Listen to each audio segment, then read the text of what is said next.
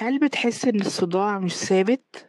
كل شوية ينط من جنب لجنب، مرة فوق العين، مرة ورا الراس، ومرة في الرقبة. حاسس كأن في صداع بيتفسح في دماغك. الفيديو ده ليك. هنتكلم عن أسباب الصداع المتنقل، إمتى يكون عادي وإمتى لازم تقلق، وكمان هنقولك إزاي تتعامل معاه. خليك معايا للآخر، لأن في آخر الفيديو هقولك على علامات لو ظهرت مع الصداع ده لازم تروح للدكتور فورا. بس قبل ما نبدأ، لو لسه مشتركتش في القناة اعمل سبسكرايب عشان يوصلك معلومات مفيدة لحياة صحية. الصداع المتنقل مش نوع واحد، لكنه وصف الحالة بتحصل لما الألم بيتنقل من مكان لمكان في الراس. يعني ممكن يبدأ عند الجبهة وبعد شوية تحس بيه في مؤخرة الرأس أو على الجنب. ده مش معناه بالضرورة إن عندك مشكلة كبيرة، لكن بيقول إن في حاجة بتحصل في الجسم أو الأعصاب أو حتى النفسية وبتأثر على إحساسك بالألم.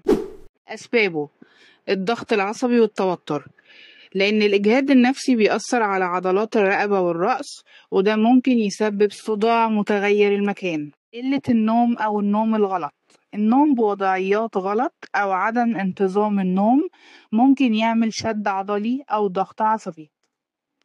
مشاكل في النظر، العين المجهدة بتسبب صداع، وأحيانا بيكون في أماكن مختلفة حسب المجهود. الجيوب الأنفية، لما تكون ملتهبة الألم بيتغير حسب حركة الراس أو وضع الجسم. مشاكل في الرقبة أو العمود الفقري، ألم الرقبة ممكن يتنقل للراس ويتغير مكانه. نقص بعض الفيتامينات زي فيتامين بي 12 وفيتامين د، وده بيأثر على الأعصاب وبيعمل صداع غير ثابت. إمتى تقلق؟ لو الصداع المتنقل بيصحيك من النوم، أو بيزيد يوم بعد يوم، أو مصحوب بزغللة في العين، تنميل في الإيد أو الرجل، وصعوبة في الكلام أو التوازن.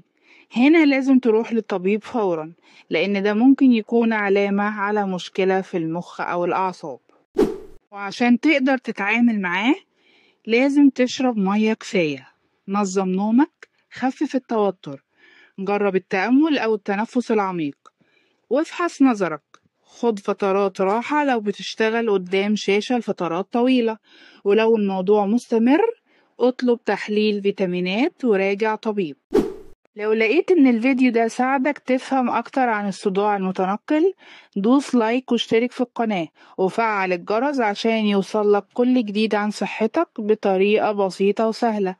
واكتب لي في التعليقات ايه اكتر نوع صداع بيعذبك، يمكن الفيديو الجاي يكون عنه.